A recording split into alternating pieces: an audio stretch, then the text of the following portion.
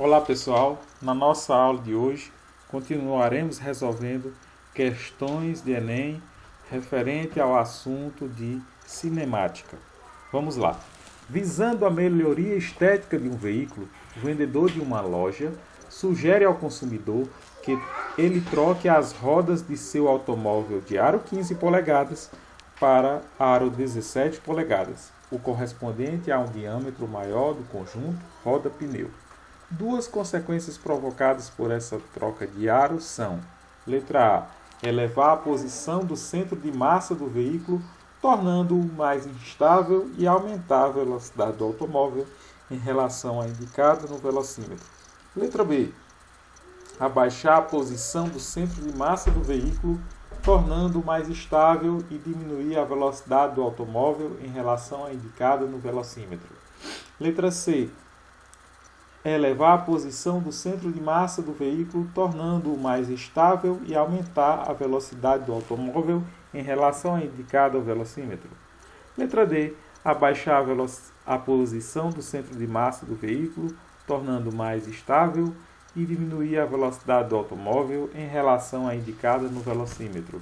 Alternativa E, elevar a posição do centro de massa do veículo, tornando-o mais estável e diminuir a velocidade do automóvel em relação à indicada no velocímetro. Então, para responder essa questão, primeiro nós temos que identificar a questão da elevação desse aro. Então, no momento que eu elevo o aro do automóvel, vamos colocar o desenhozinho aqui do automóvel, nós podemos representar que o centro de massa desse automóvel vai concentrar em um único ponto. Então vamos colocar mais aqui, mais ou menos nessa região. Então imagina que essa posição define o quanto esse carro tem estabilidade. Então, quanto mais próximo do solo, mais estável ele é. Tá certo? Então, se eu aumento o aro do carro, aumento o tamanho da roda, percebam que o centro de massa também eleva. No caso aí de 15 para 17 aumentou 2 polegadas. Mas ao aumentar 2 polegadas, eu estou diminuindo a estabilidade do carro, ou seja, ele se torna mais instável. Perceba que o carro mais alto, ele vai, pela sua aerodinâmica, no momento que ele estiver em alta velocidade, ele vai receber uma corrente de ar maior. E com isso o carro, quanto mais alto ele for, mais instável ele é. Tá certo? Segunda questão, se você perceber em todas as questões, ele fala da relação da velocidade indicada pelo velocímetro do veículo em relação a quando eu aumento o tamanho dessa roda. Então, nós temos aí uma questão de movimento circular. Lá na cinemática, nós vimos que a velocidade é igual à velocidade angular vezes o raio, ou seja, o produto da velocidade angular vezes o raio. E a velocidade angular, representada por essa letra, que é o ômega, que é o produto, ou seja, é igual a 2π vezes a frequência.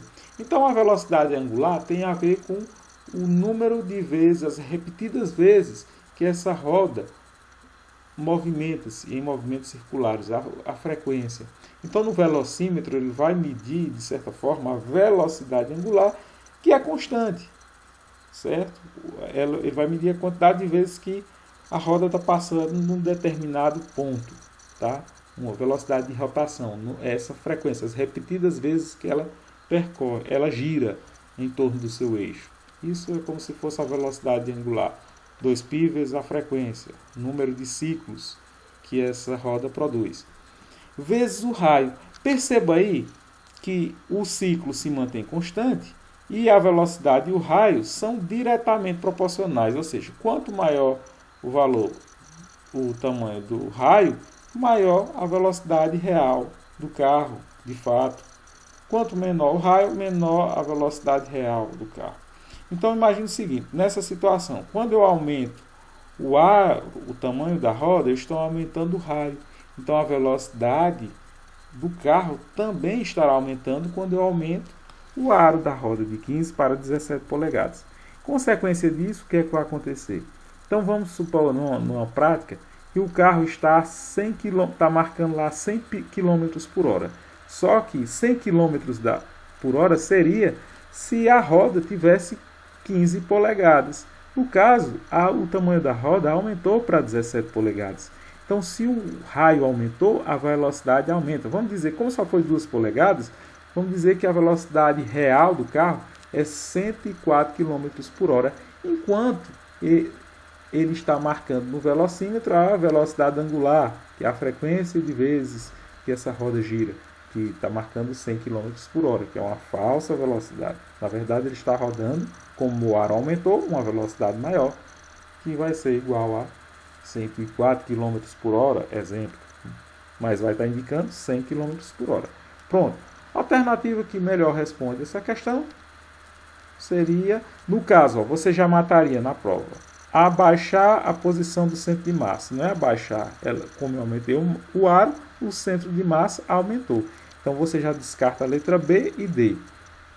Ficaria entre A, C e E. E a resposta correta seria a letra A. Aumentando o aro, vai elevar a posição do centro de massa do veículo. Então vai aumentar o centro, tornando mais instável, ou seja, vai ficar com menos estabilidade, tá certo? Tanto na C está estável, quanto na E está estável. Bem que você já mataria a questão, letra A. Mas aí para consolidar a questão e aumentar a velocidade do automóvel em relação ao do velocímetro. Nós acabamos de ver que quando eu aumento o aro, aumenta o raio da roda, o raio é diretamente a velocidade real da roda. Então, a velocidade do automóvel aumenta a velocidade do automóvel em relação à indicada pelo velocímetro, que é indicada pelo velocímetro é a velocidade angular, e a velocidade angular representa o número de vezes, os ciclos que essa roda faz no decorrer do seu movimento. Portanto, letra A está respondida a nossa primeira questão. Questão 2. Antes das lombadas eletrônicas, eram pintadas faixas na rua para controle da velocidade dos automóveis. A velocidade era estimada com os de binóculos e cronômetros. O policial utilizava a relação entre a distância percorrida e o tempo gasto. Para determinar a velocidade do veículo, cronometrava-se o tempo que o veículo levava para percorrer a distância entre duas faixas fixas, cuja distância era conhecida. A lombada eletrônica é um sistema muito preciso, porque a tecnologia elimina erros do operador. A distância entre os sensores é de 2 metros e o tempo é medido por circuito eletrônico. O tempo mínimo em segundos em que o motorista deve gastar para passar pela lombada eletrônica, cujo limite é de 40 km por hora, sem receber uma multa é de... Então vamos lá. Para resolver essa questão, já temos 2 dados aí. O primeiro é a distância entre os sensores, que é de 2 metros, vai ser o nosso deslocamento, 2 metros. Ele quer saber o tempo, ΔT ou só T, é o X da questão, que o motorista deve passar com a velocidade limite de 40 km por hora. Então, até 40 km ele pode passar sem tomar multa. Passou essa velocidade, vai ser multado. Pronto, sem receber multa. Então, questão simples, utilizar a forma de velocidade, escala média, velocidade é igual a deslocamento dividido pelo tempo. Mas antes, vamos converter, a velocidade está em unidade usual, km por hora, para transformar para unidades de SI, metros por segundo, dividido por 3,6. Ficando aproximadamente 40 dividido por 3,6, 11 metros por segundo. Jogando na forma, velocidade é igual a deslocamento pelo tempo. Nós temos, antes de resolver, como eu quero descobrir o valor do tempo, vou passar o tempo para cima, e aí vou inverter a velocidade, passa para o segundo membro dividindo, e o tempo, como está embaixo, ele passa para o outro membro para cima. Eu posso fazer essa inversão matematicamente, é possível. Pronto, substituindo, deslocamento vale 2, a velocidade vale 11, 2 dividido por 11 será igual a, aproximadamente, ficaria uma dízima, 0,18, portanto, vamos arredondar para 0,18 segundos. A alternativa correta seria a letra C. Está respondida a questão 2. Questão 3, Enem 2013. Conta-se que um curioso incidente aconteceu durante a Primeira Guerra Mundial. Quando voava a uma altitude de 2.000 metros, um piloto francês viu que acreditava-se ser uma mosca parada perto de sua face.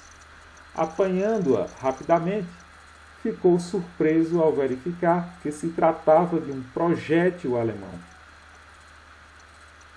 Pergunta: o piloto consegue apanhar o projétil, pois? Pessoal, a situação que nós temos é o seguinte: o piloto está em movimento em relação ao solo, com uma certa velocidade, e ele se depara em frente à sua face um projétil, no caso uma bala de revólver, na sua frente. Essa bala passa uma falsa impressão que está parado na frente dele. Mas na verdade, pessoal, o piloto está em movimento e a bala está em movimento. Ambos estão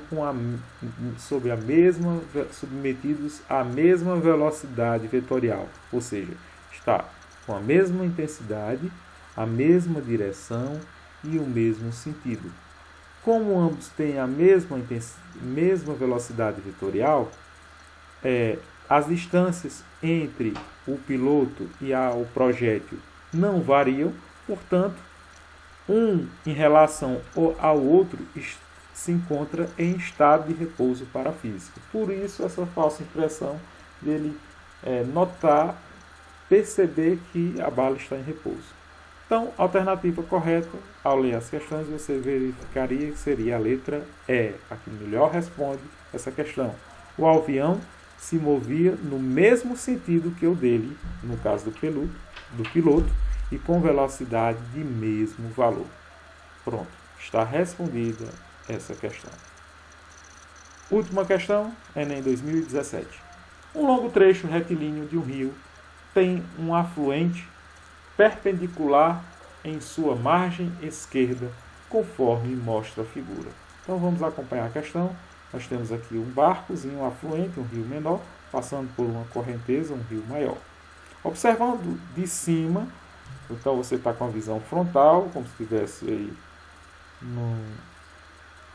num avião ou assistindo por um drone, o barco passar no rio. Né? Observando de cima, o barco trafega com velocidade constante pelo afluente para entrar no rio. Então ele está prestes a entrar nesse outro rio. Sabe-se que a velocidade da correnteza desse rio varia uniformemente, sendo muito pequena junto à margem e máxima no meio. Então, tem um dado aqui.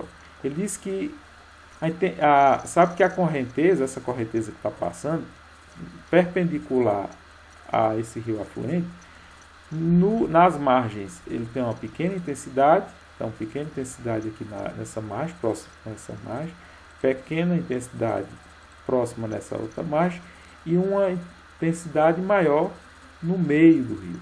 Né?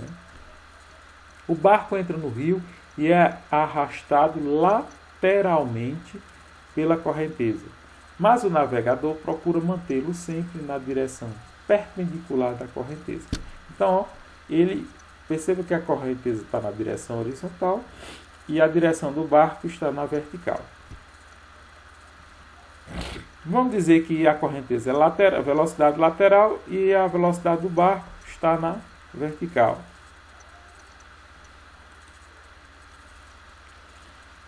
Eu confundi bem aqui, pessoal, mas tudo foi um errozinho meu. Aqui é velocidade vertical e não horizontal. Horizontal é aqui.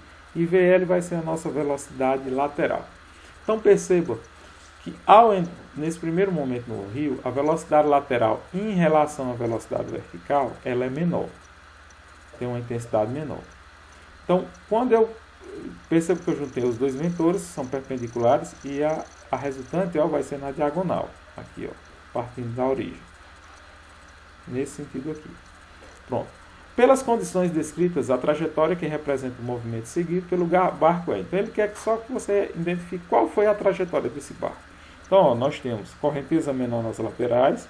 Então tanto aqui nesse ponto, próximo a essa margem, como próximo ao outro lado da margem, a velocidade lateral é menor do que a velocidade vertical. A velocidade lateral é menor do que a velocidade horizontal. Então ele vai conseguir passar numa boa. Só que no momento que ele vai aproximando do leito do rio, ó, ele vai ser impulsionado porque a correnteza vai ser maior. Então a velocidade lateral em relação à velocidade vertical vai ser menor nesse ponto. Então a tendência é que ele inicie um movimento menor, a velocidade, o barco será empurrado para frente com menor intensidade, a velocidade vertical do barco vai ser de início com maior intensidade, só que à medida que for chegando a correnteza, ó, a intensidade da correnteza aumenta, então a velocidade lateral aumenta. E como resultado, ó, a velocidade resultante ficará nessa trajetória aqui. Ó. Aqui melhor define, ó, não vai ser em linha reta, porque as correntezas são distintas, né, ó, nas proximidades das margens em relação ao meio, então vai ser uniforme. Também não será dessa forma aqui, uniforme. Não vai ser dessa forma, porque tem uma correnteza.